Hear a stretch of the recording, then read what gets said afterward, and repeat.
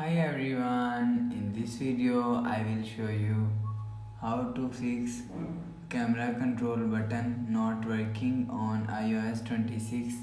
So let's start the video. First of all, go to app library. Now here click on utilities folder. Now here click on settings app.